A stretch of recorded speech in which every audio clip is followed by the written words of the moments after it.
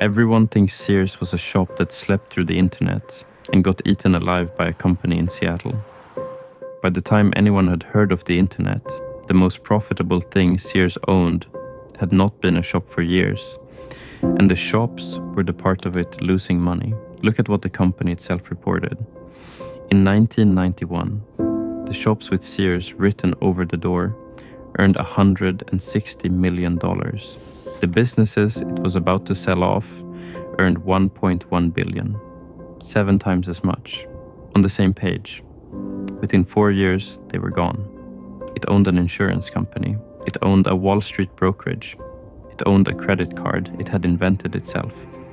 Then it sold all of that deliberately, while the shops were still bleeding, to go back to being a shop. Sears was 2 companies wearing one name. And in 1992, it had to choose which one it really was. This is the rise and fall of Sears. It starts with a book. 2 men in Chicago began mailing a catalog to farmers in the 1890s.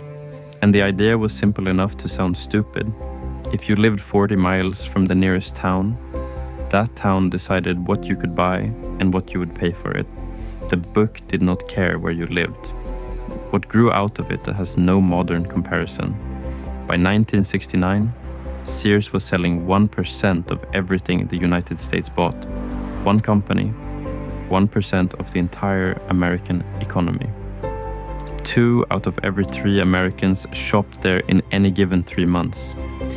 In 1973, it opened a headquarters in Chicago that was 110 stories tall, the tallest building in the world. That is what the money looked like. And the real asset was quieter than any of that. 80 years of selling on credit had taught Sears exactly who pays on time and who does not.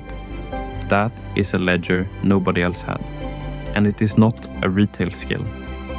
A young man named Edward Brennan joined the company in 1956 into what was already the family trade. His grandfather had worked for Sears, and so had his father and his uncles.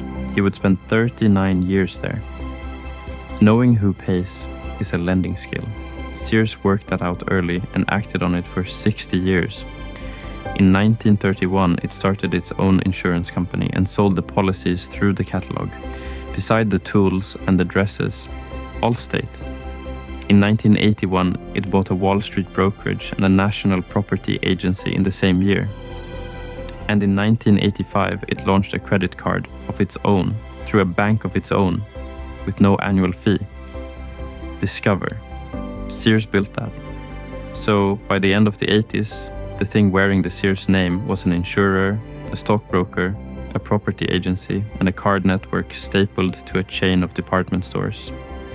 And it was also still selling lawnmowers. Then look again at what 1991 actually reported. Insurance, the brokerage, and the card together earned $1.1 billion.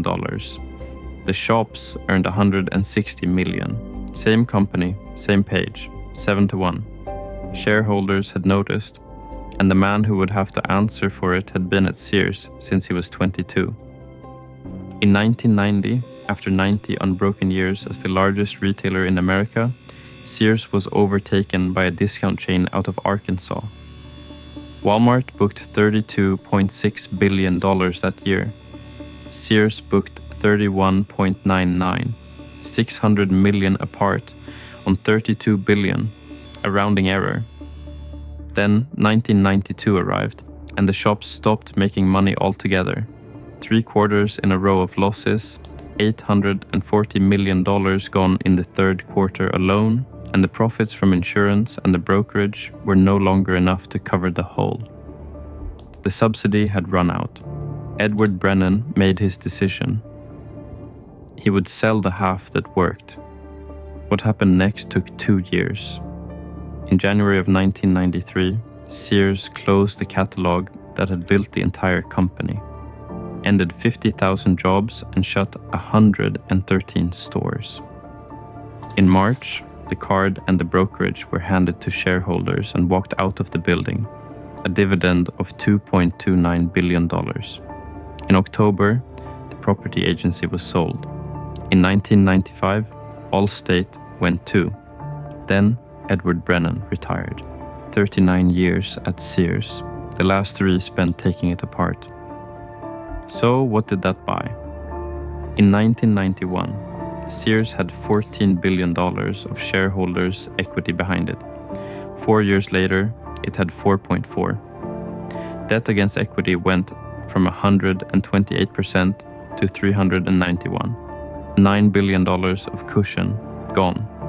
The shops got a few good years, then the long slide. Kmart in 2005.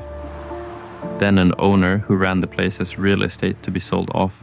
On the 15th of October 2018, Sears filed for bankruptcy. Everything left of it sold for $5.2 billion. Now the businesses it let go. The brokerage merged into Morgan Stanley in a deal worth $10.2 billion. Discover was bought last year for $35.3 billion. Allstate is worth around $65 billion today. Sears sold 3 companies to save the shops. And the shops went for 5.2. Edward Brennan died in 2007, 11 years before the filing. And this is the part that should bother you, because it is the opposite of a company being blindsided. Sears read the numbers correctly, in public, in its own annual report, every single year. It was a lending business that happened to sell hardware, and when it was finally forced to pick one, it picked the hardware. A company will defend what it is long after the arithmetic has stopped agreeing, and a name over a door is not a business. If you want more stories about giants that chose wrong, with the evidence sitting right in front of them, subscribe. And tell me in the comments, whose rise and fall should we tell next?